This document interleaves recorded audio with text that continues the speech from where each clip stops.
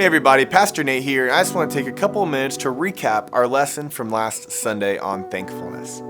So we focused on a story between Jesus and a group of 10 men with leprosy, recorded in Luke chapter 17, verses 11 through 19. And here, leprosy was a terrible disease, is a terrible disease that was incurable, and eventually life-ending. And it was also incredibly contagious. So the men with this disease were sent to go live outside the city on their own or in camps of other people who were already infected so that they didn't infect the rest of the city.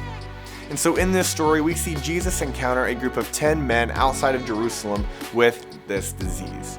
But as he approaches, instead of telling him to stay away, the lepers actually ask him for his help because they recognize that he can help them. They were focused on who he was as the Son of God instead of who they were in their disease, in their struggle.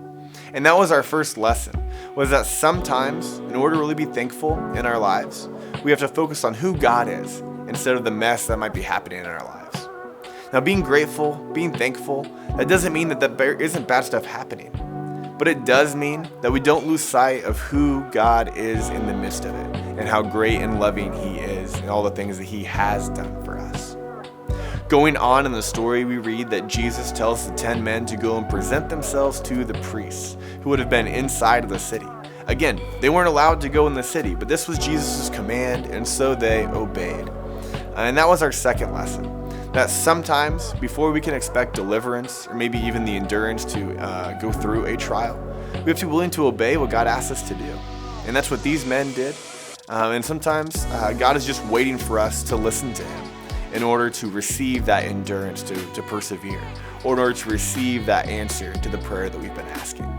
Sometimes it's just one step away. The last thing we learned from this story is that as the men went to the priests, they were healed. All 10 of them were healed. But only one returned to thank Jesus for the miracle.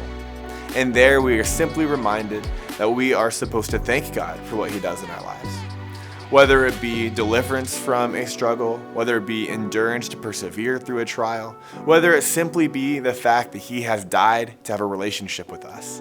All of these things are worth thanking God for. And we should be doing them, especially as we approach Thanksgiving. So as you go throughout this week, I want to encourage you all to remember that everyone appreciates being appreciated, even God. We are made in his image and we share that with him. So this week, I want to encourage you to try two things. First, write a thank you note to God about the things that he has done for you that you're grateful for. This serves as our prayer to him, but also a reminder for you whenever you have a hard time being grateful. And second, I want to encourage you to write a thank you note to someone in your life who God has used to encourage you or in some significant way.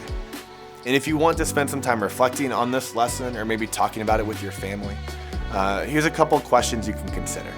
First off, have you ever received a thank you note? If you have, how did that feel? Or maybe, did you ever write a thank you note? And what was that like for you as you did it?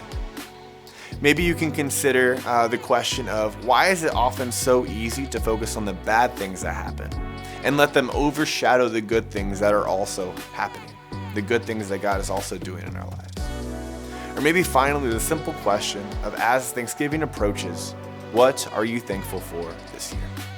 Thanks for listening, and I hope to see you guys next week.